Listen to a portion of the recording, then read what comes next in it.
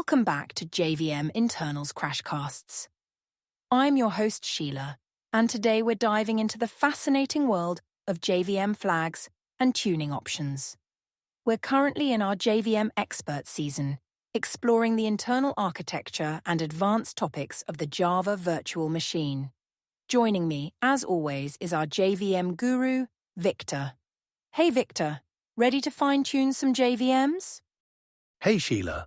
Absolutely, I'm excited to dive into this topic. JVM tuning is like having a superpower. When wielded correctly, it can dramatically improve your application's performance. Before we get started, listeners, make sure you're familiar with basic JVM concepts and have a general understanding of JVM memory management and garbage collection. Now, let's kick things off with a quiz. Victor, here's a question for our listeners. What's the difference between the JVM flags, XMs, and XMX, and why might you want to set them to the same value? Ooh, that's a great question, Sheila. It touches on some fundamental aspects of JVM memory management. I like how it's not just asking for definitions, but also prompting our listeners to think about the practical implications. Let's give our audience a moment to ponder this before we dive into the answer. Excellent, Victor. While our listeners are thinking about that, let's start with the basics. What exactly are JVM flags, and why are they important? Great question, Sheila. JVM flags are command line options that we can use to configure various aspects of the Java virtual machine's behavior. They're incredibly powerful tools that allow us to fine-tune the JVM's performance characteristics, memory usage, and even debugging capabilities. Think of them as knobs and switches in a complex machine. By adjusting them, we can optimize how the JVM runs our Java applications. That's a helpful analogy, Victor. So are all JVM flags created equal, or are there different types we should be aware of? Excellent question. There are indeed different types of JVM flags. The main categories are 1. Standard options. These are guaranteed to be supported by all JVM implementations. They start with a single hyphen, like verbose GC. 2. Non-standard options. These are specific to the JVM implementation and may change without notice. They start with X, like XMX, for maximum heap size. 3. Advanced options. These are non-standard options for fine-tuning. They start with XX, like XX. Use G1IGC to enable the G1 garbage collector. It's important to note that while non-standard and advanced options offer powerful tuning capabilities, they should be used with caution as they can significantly impact JVM behavior. That's really interesting, Victor. I've noticed that some flags start with a plus or minus sign after the XX. What's the significance of that? Great observation, Sheila. The plus and minus signs are used with Boolean options.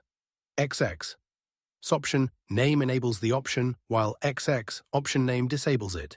For example, XX plus use G1GC enables the G1 garbage collector, while XX use G1GC would disable it, though you typically wouldn't need to explicitly disable it.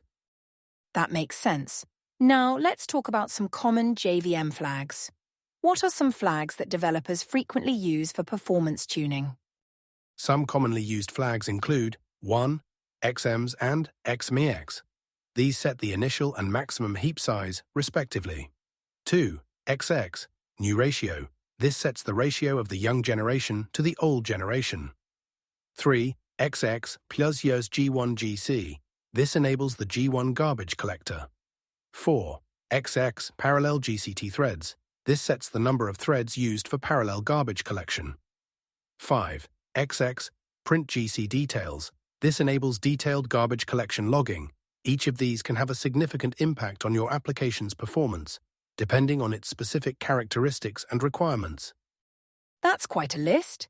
It seems like there's a lot to consider when tuning the JVM. Are there any best practices or common pitfalls developers should be aware of? Absolutely, Sheila. Here are some key points to keep in mind. 1. Always benchmark and profile before and after making changes. Tuning without measuring is just guessing. 2. Understand your application's behavior and requirements. Different applications may benefit from different tuning strategies.